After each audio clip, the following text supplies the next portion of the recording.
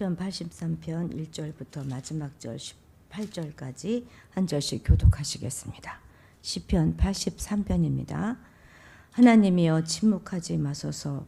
하나님이여 잠잠하지 마시고 조용하지 마소서. 무릇 주의 원수들이 떠들며 주를 미워하는 자들이 머리를 들었나이다. 그들이 주의 백성을 치려하여 간계를 꾀하며 주께서 숨기신 자를 치려고 서로 의논하여 말하기를 가서 그들을 멸하여 다시 나라가 되지 못하게 하여 이스라엘의 이름으로 다시는 기억되지 못하게 하자 하나이다. 그들이 한 마음으로 의논하고 주를 대적하여 서로 동맹하니 곧 에돔의 장막과 이스라엘과 모압과 하갈이니며 그발과 암몬과 아말렉이며 블레셋과 두로 사람이요 아수르도 그들과 연합하여 롯 자손의 도움이 되었나이다. 주의 미디안 인에게 행하신 것 같이 기손 시내에서 시스라와 야빈에게 행하신 것 같이 그들에게도 행하소서. 그들은 맹돌에서 편향하여 땅에 거름이 되었나이다. 그들의 귀인들이 오렙과 스앱 같게 하시며 그들의 모든 고관들은 세바와 살문나와 같게 하소서. 그들이 말하기를 우리가 하나님의 목장을 우리의 소유로 취하자 하였나이다. 나의 하나님이여 그들이 굴러가는 검불 같게 하시며 바람에 날리는 지푸라기 같게 하소서. 삼림을 사르는 불과 산에 굽는 불길같이 주의 광풍으로 그들을 쫓으시며 주의 폭풍으로 그들을 두렵게 하소서. 여호와여 그들의 얼굴에 수치가 가득하게 하사 그들이 주의 이름을 찾게 하소서. 그들로 수치를 당하여 영원히 놀라게 하시며 낭패와 멸망을 당하게 하사 여호와라 이름하신 주만 온 세계의 지존자로 알게 하소서. 아멘. 이 시에는 아삽의 시 곧 노래라는 표제가 붙어져 있습니다. 그러니까 73편부터 쭉 시작된 그 아삽의 시의 그 모음집에 속한 그 마지막 노래가 이 시인 것입니다. 앞에 보면 원수들은 막 공격하려고 막 떠들썩한데 하나님은 침묵하신다고 하고 있습니다. 그러니까 원수들의 떠들음과 하나님의 침묵을 대조시키면서 노래하고 있는 것이죠. 하나님을 향한 공격은 하나님 나라를 향한 공격은 곧 하나님을 향한 공격이고 이스라엘의 이름이 끊어지는 것은 하나님의 이름이 모욕당하는 것이기 때문에 이런 일이 일어나지 않도록 하나님의 개입을 촉구하고 있는 것입니다.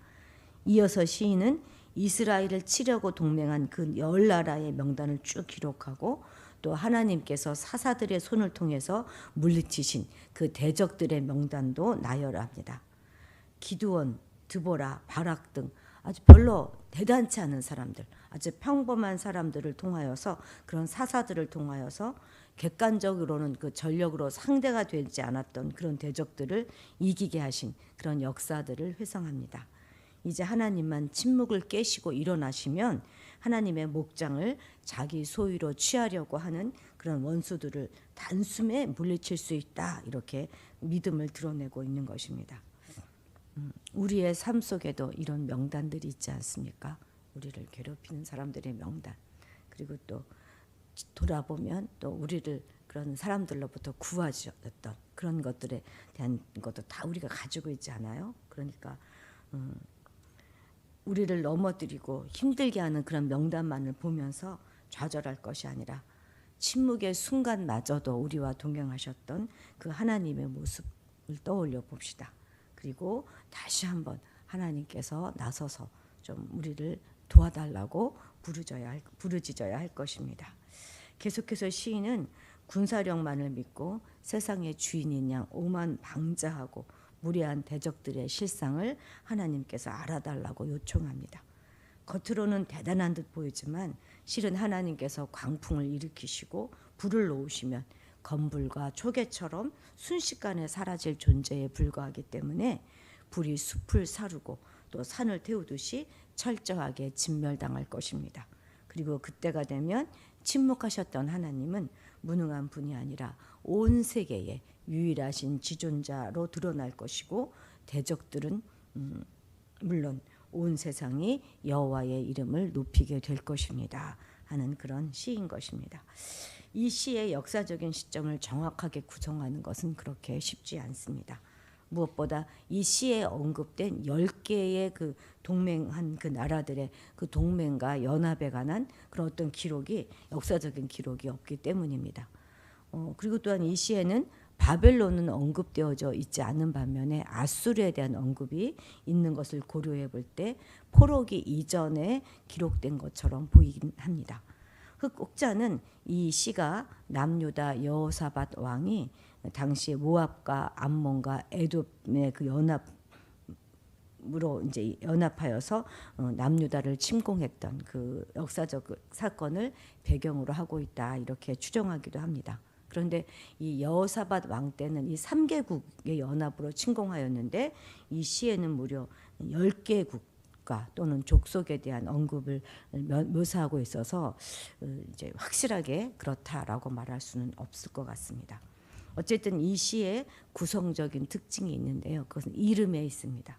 적대국의 이름들과 원수들의 이름들을 쭉 나열하고, 또 반면에 이스라엘과 또 지존자이신 하나님의 이름 여호와가 열거되고 있는데, 이 중에서 과연 누구의 이름이 역사에서 사라질 것인가, 그것을 대조적으로 드러내고 있는 것입니다. 우리 3절 같이 읽겠습니다. 시작. 그들이 주의 백성을 치려하여 간계를 꾀하며 주께서 숨기신 자를 치려고 서로 의논하여. 아멘. 여기서 시인은 선민 이스라엘을 주께서 숨기신 자라고 표현하고 있습니다. 이는 하나님에 의해서 감춰지고 보호받는 자라는 의미를 당연히 가지겠죠. 즉 선민 이스라엘은 하나님의 특별한 보호를 받는 존재라는 것입니다. 그런데 그렇다고 해서 연약한 이스라엘을 하나님께서 모든 위협에서 보호하시고 숨겼다 하는 그런 뜻으로만 이해해서는 안 될 것입니다. 사실 위험을 피하여 숨는 것은 연약한 인간들의 방법이지 전지전능하신 하나님의 방법은 아닙니다. 하나님은 자기 백성들을 보호하기 위해서 그들을 숨기셔야만 하는 그런 연약한 분이 아니시잖아요. 이것보다는 오히려 하나님의 선민 이스라엘을 숨기신 더 큰 이유가 있는데, 그것은 당신의 백성을 거룩하게 구별하고 보존하시기 위한 것이라는 사실입니다. 실제로 하나님은 이스라엘을 열방으로부터 철저하게 구별하셨어요. 이를 위해서 하나님은 이스라엘 민족이 들어가 살 가나안 땅의 모든 민족들을 전부 진멸하게 하셨고, 그리고 이스라엘 백성들에게 이방 족속들과 교류하는 것을 엄격하게 금하셨습니다. 왜냐하면 그들이 이방 족속들과의 교류를 통하여서 더럽혀짐으로 해서 하나님 백성으로서의 정결함과 거룩함을 잃어버리지 않게 하기 위함입니다. 자신을 세속으로부터 숨겨서 거룩함을 잃지 않는 자들만이 하나님의 백성으로 인정될 수 있습니다. 이스라엘 백성들이 하나님께서 자신들을 이처럼 숨기셨던 그 목적을 망각하고 이방인들과 교류하고 그들과 섞이게 되었을 때 그들은 어떤 결과가 그들에게 초래되었습니까? 그들은 자신들의 부정함을 씻기 위해서 아주 혹독한 연단을 당해야만 했고, 심지어는 이방 땅으로 끌려가서 그곳에서 격리된 삶을 살아야만 했습니다. 구약의 이스라엘만이 아니라 오늘을 살아가는 우리 성도들도 하나님의 숨기신 자라는 사실을 잊지 마십시오. 하나님은 우리가 세상과 구별되어서 거룩한 삶을 살아가도록 우리를 세상에서 숨기셨습니다. 그러므로 우리는 하나님이 우리를 숨기신 그 목적에 부합하도록 우리 자신을 지켜서 세속에 물들지 않도록 해야 할 것입니다. 18절 읽겠습니다. 시작. 여호와라 이름하신 주만 온 세계의 지존자로 알게 하소서. 아멘. 시는 지금 앞에서 남유다를 쳐서 멸하려는 이방 연합군에 대하여 하나님의 철저한 보응을 구하였습니다. 이러한 시인의 간구는 원수들에 대한 하나님의 심판을 통하여서 자신들이 구원받기 바라는 마음이 내포되어 있다는 것을 부인할 수 없습니다. 그런데 이 시인의 간구를 가만 살펴보면은요, 자신을 구원해 달라는 말은 한마디도 나오지 않습니다. 또 자신을 쳐서 멸하라는 그 원수들에 대하여 보복해 달라는 말도 나오지 않습니다. 시인은 처음부터 끝까지 원수들을 하나님의 대적으로 규정하고 있고, 하나님께 당신들의 대적을 심판하실 것을 지금 간구하고 있는 것입니다. 16절도 보면 그들의 얼굴을 수치로 가득하게 하시고 그들이 주의 이름을 찾게 하옵소서라고 노래하고 있습니다. 원수들의 얼굴이 수치로 가득하게 바르면서 동시에 또 그들이 여호와의 이름을 찾게 해달라고 하는 것은 좀 다소 그런 기도가 좀 어색해 보이지 않습니까? 뿐만 아니라 17절에도 보면 그들이 수치를 당하게 하시고 영원히 놀라게 하시고 낭패와 멸망을 당하게 해달라, 이렇게 간구하고 있지 않습니까? 폭력적인 복수를 구하는 시인의 기도가 일견 좀 불쾌하고 불편하게 우리가 들릴 수도 있습니다. 그러나 시인의 이런 요청은 궁극적인 목적이 있습니다.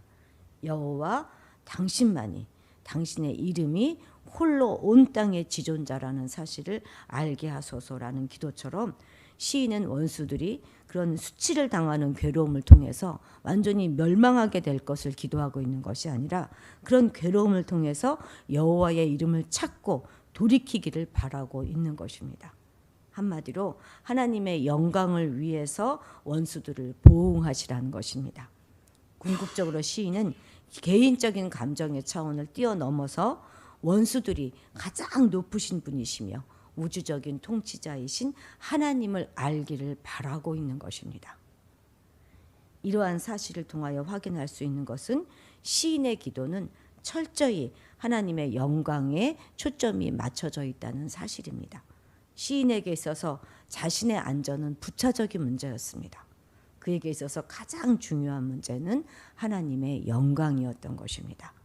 자, 우리의 기도와 이 시인의 기도를 좀 비교하여 봅시다.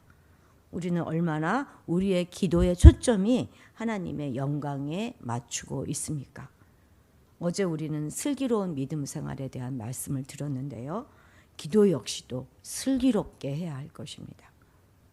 우리는 같은 기도라 할지라도 하나님의 영광에 보다 초점을 맞추어야 합니다.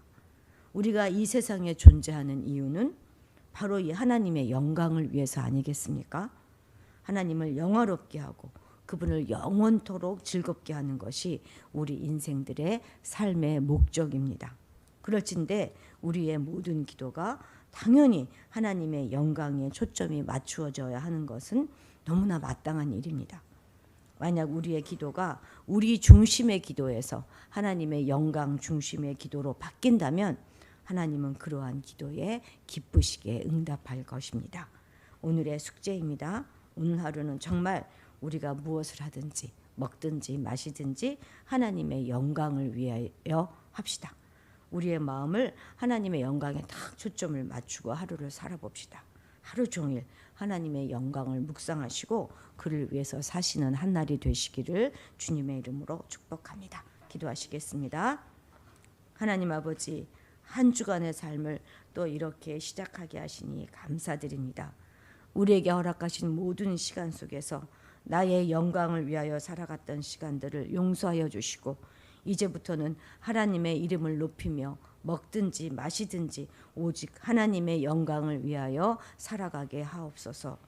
우리의 기도를 바꾸어 주셔서 나의 필요와 나의 욕망을 채우기 위한 그런 기도가 아니라 오직 하나님의 나라의 그 확장과 그 사역을 위한 기도가 되게 하옵소서. 하나님께서 얼마나 우리가 세상과 구별되어 거룩한 백성이 되어 살아가기를 원하시는지 기억하게 하셔서 거룩한 하나님의 백성으로서의 삶을 살아가게 하옵소서. 그래서 악한 세상에서는 우리가 숨겨지게 하시고 하나님께는 발견되어지는 우리가 되게 하옵소서. 잠깐의 기쁨을 위하여 세상과 교류하게 하지 말게 하시고 거룩한 삶을 위하여 세상에는 숨겨지기를 기뻐하는 자들이 되게 하옵소서. 예수님의 이름으로 기도드렸습니다. 아멘.